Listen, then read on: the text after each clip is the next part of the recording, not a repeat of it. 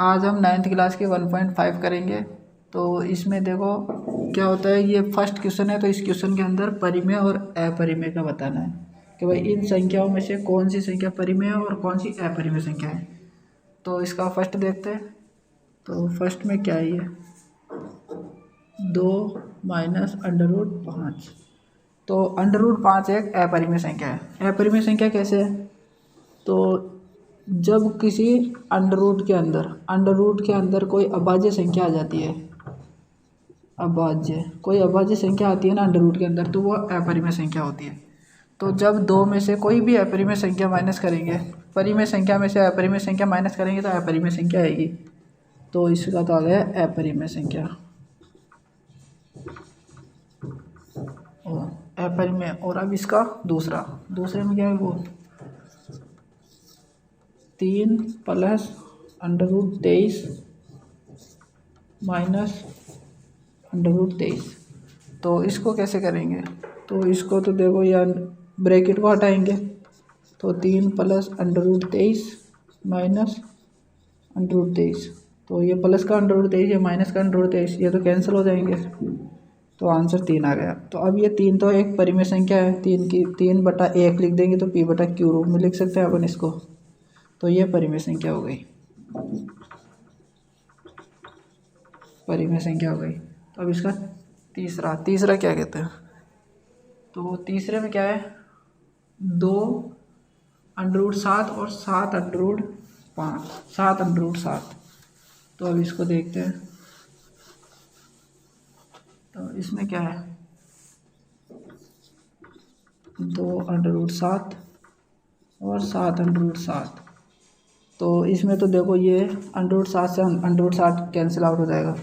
तो अब 2/7 बचे। 2/7 तो ये सीधी दिख रही है कि ये एक परिमेय संख्या है, तो ये भी परिमेय संख्या हो गई। और इसका चौथा, तो चौथे में क्या है, 1/√2। तो अंडर के अंदर अभाज्य संख्या आ गई, और अभाज्य संख्या आती है तो वो अंडर अपरिमेय संख्या हो जाती है।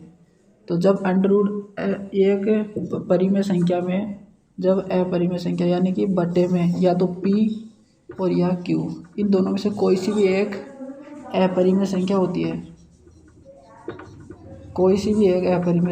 ना, तो ये पूरी संख्या ही अपरिमेय हो जाती है। तो ये हो गया एक अपरिमेय संख्या, ये भी अपरिमेय संख्या हो गई। और अब इसका 2π, पाँचवें में क्या है, 2π। तो 2π ये एक पाई है, तो ये अपरिमेय संख्या है, ये अपरिमेय संख्या है। तो अपरिमेय संख्या को किसी से गुणा करेंगे तो भी अपरिमेय संख्या ही आएगी, इसकी डबल आ जाएगी लेकिन आएगी तो अपरिमेय संख्या। तो ये भी अपरिमेय संख्या हो गई।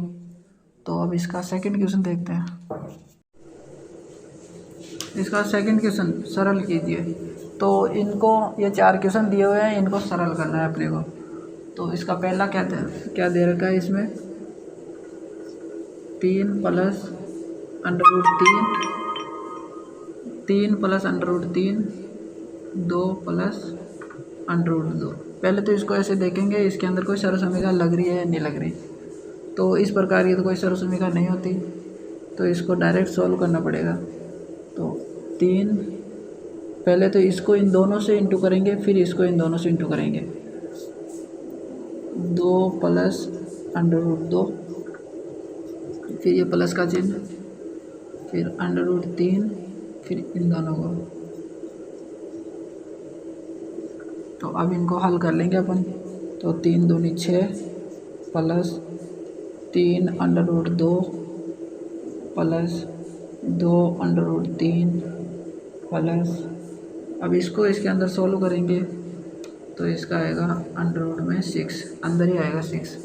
तो ये हो गया इसका आंसर। और अब इसका सेकंड देखते हैं।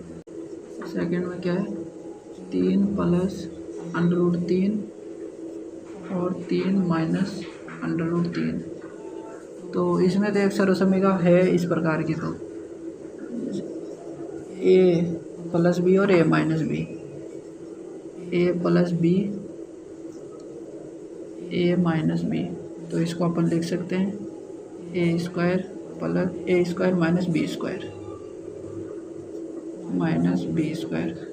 तो इसको कर लेंगे अब ए की जगह तो 3, तो 3 का स्क्वायर माइनस बी की जगह √3, तो √3 का स्क्वायर। तो 3 तरीके 9 माइनस 3, √3 को √3 से इंटू करेंगे 3 आ गया, तो इसका आंसर आ गया 6। तो ये हो गया इसका आंसर। अब इसका तीसरा देखते हैं। तो तीसरे में क्या है, √5 प्लस √2 का स्क्वायर। तो ये सर्वसमीका हो गई a प्लस बी का whole square, a plus B का होल स्क्वायर हो गई। तो इसका a प्लस बी का होल स्क्वायर को अपन सर्वसमीका में कैसे लिख सकते हैं, a square plus B square plus 2ab। तो इस प्रकार से लिख सकते हैं इसको। तब a की जगह तो √5 आ गया और b की जगह √2। तो अब इसको सॉल्व करेंगे, √5 का स्क्वायर प्लस √2 का स्क्वायर प्लस 2 इंटू ए की जगह √5 और बी की जगह √2, ये √2। तो इसका हो गया √5 इंटू √5 मतलब 5 प्लस 2 प्लस, तो इसको √को से इंटू करेंगे तो √ डिलीट कैंसिल आउट हो जाता है, नहीं कैंसिल आउट नहीं, मतलब √10, 2 √10 आ जाएगा। तो ये हो गया इसका आंसर। तो अब इसका फोर्थ क्वेश्चन, फोर्थ में क्या है,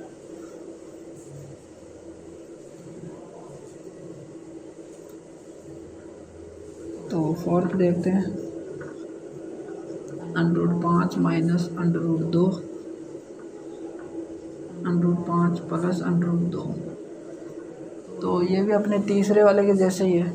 तो तीसरे में a plus B A minus B था, इसमें a minus B A plus B है, वही एक ही बात है। तो इसमें a माइनस बी और a प्लस बी है, तो इसको a square minus B square लिख सकते हैं। तो a स्क्वायर a की जगह ये और b की जगह ये रख देंगे। तो इसमें √5 का स्क्वायर माइनस √2 का स्क्वायर, √5 का स्क्वायर मतलब 5 प्लस √2 का स्क्वायर मतलब 2। इसका आंसर आ गया 3। तो इसमें ये हो गया दूसरा क्वेश्चन कंप्लीट। तो अब इसका तीसरा क्वेश्चन देखते हैं। तो इसका तीसरा क्वेश्चन, तो इसके तीसरे क्वेश्चन में क्या है, आपको याद होगा कि पाई को एक वृत्त की परिधि पर, जिसको सी मान लेते हैं, और उसके व्यास को डी मान लेते हैं, के अनुपात से परिभाषित किया जाता है। अर्थात पाई का सूत्र यह होता है C/D। तो यह इस तथ्य का अंतर्विरोध करता हुआ प्रतीत होता है। तो ये देखो यहाँ पे अंतर्विरोध करता हुआ आपको भी लग ही रहा होगा, C/D तो P/Q के रूप में ही है।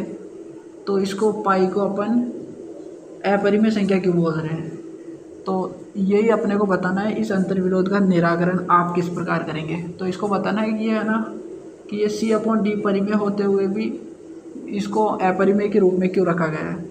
तो इसका आंसर देखते हैं। इसमें देखो ये C है, ये एक परिधि हो गई, और D है, तो D एक व्यास है। तो अभी तो ऐसे देखने में लग रहा है कि ये C और D एक दोनों परिमेय संख्या है। तो ये ज़रूरी नहीं है कि ये C और D परिमेय संख्या हो, इसमें से कोई सी भी अपरिमेय संख्या हो सकती है। C अगर अपरिमेय संख्या हुई या फिर D अपरिमेय संख्या हुई, दोनों में से कोई सी भी अपरिमेय संख्या हुई तो ये वाली पाई का मान अपरिमेय संख्या होगा। तो इसमें से अपने को तो पता नहीं है कि ये C और D में से कौन सी अपरिमेय है, तो इसलिए तो इसको है ना अपरिमेय संख्या के रूप में रखा गया है। इस पाई को अपरिमेय संख्या माना गया है क्योंकि इन दोनों में से कोई सी भी अपरिमेय संख्या हो सकती है। इसलिए ये हो गया इसका आंसर कि ये दोनों में से कोई सी भी अपरिमेय हो सकती है। C या D में से अपरिमेय है कोई सी भी एक अपरिमेय, इन दोनों में से एक अपरिमेय होगी, तो इसका मतलब ये भी अपरिमेय हो गया। तो इसलिए इसको पाई को अपरिमेय घोषित कर दिया।